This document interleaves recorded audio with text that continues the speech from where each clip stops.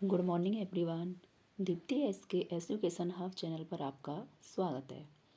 पिछले वीडियो में हम प्रश्नमाला 1 और प्रश्नमाला 2 को कंप्लीट कर चुके हैं। इस वीडियो में हम प्रश्नमाला 3 दो चर वाले रैखिक युग्म को कंप्लीट करेंगे। अचर राशि। अचर राशि वे होती है जिनका मान निश्चित होता है। जैसे हमारी जो संख्याएं हैं 1 2 3 अप टू 50 आदि सभी अचर राशियाँ कहलाती है। चर राशियाँ वे राशियाँ जिनका मान निश्चित नहीं होता है तथा इनको हम स्मॉल अल्फ़ाबेट से प्रदर्शित करते हैं, जैसे ABC अप टू XYZ।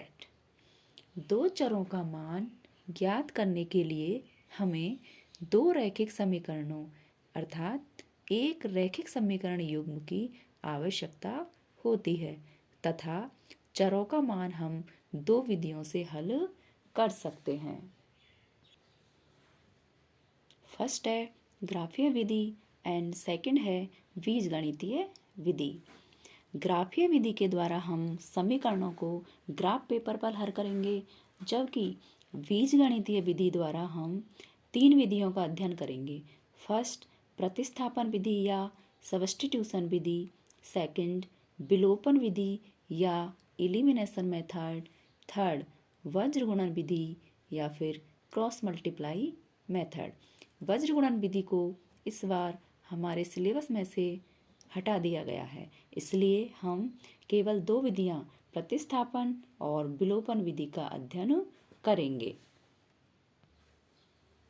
व्यापक रूप में यदि हमें दो रैखिक समीकरण a1x plus b1y plus c1 equal to 0 and a2x plus b2y plus c2 equal to 0 दिए गए हों, जहाँ पे a1 b1 c1 a2 b2 c2 कोई भी पूर्णांक हो सकते हैं, तो हमें तीन स्थितियां प्राप्त होंगी।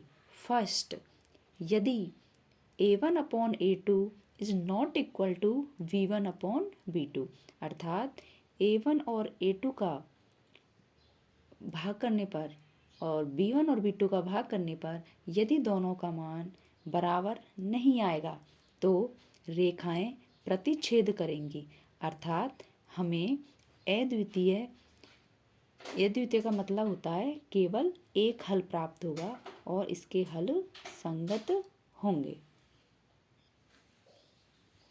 यदि a1 upon a2 equal to b1 upon b2 equal to c1 upon c2, तो दोनों रेखाएं समपाती होगी, अर्थात हमें अपरिमित रूप से अनेक हल तथा संगत हल प्राप्त होंगे।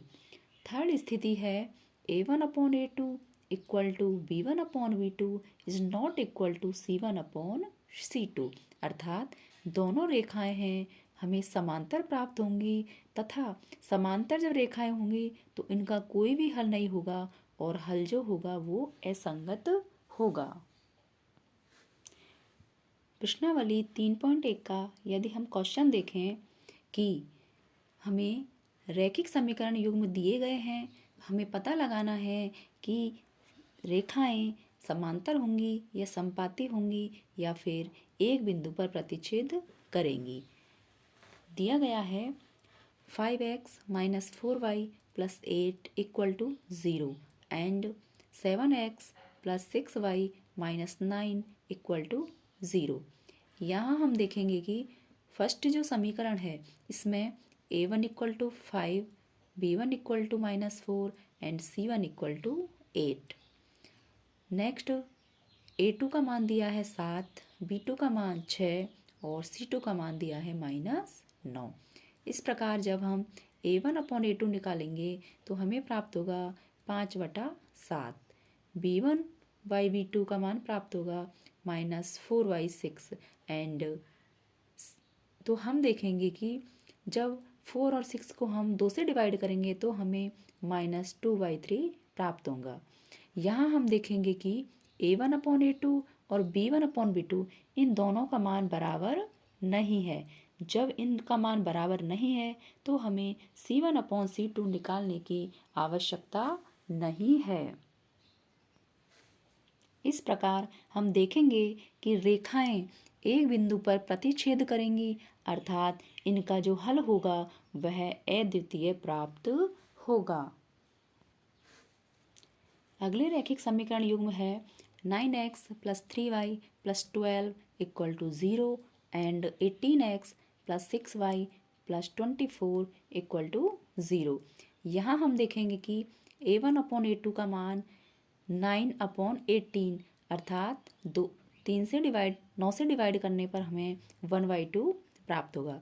इसी प्रकार B1/B2 का मान हमें प्राप्त होगा 3/6 जो कि 3 से डिवाइड होगा और हमें 1/2 प्राप्त होगा। चूँकि यहाँ A1/A2 और B1/B2 दोनों के मान समान आए हैं, इसलिए हमें C1/C2 का मान भी निकालना चाहिए। C1/C2 का मान हम देखेंगे कि 12/24 प्राप्त होगा तथा यह 12 से डिवाइड है तो हमें 1/2 प्राप्त होगा।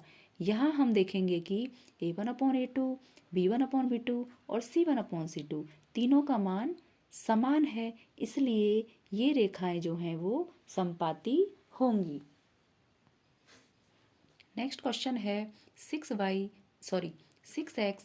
3y + 10 = 0 and 2x - y + 9 = 0।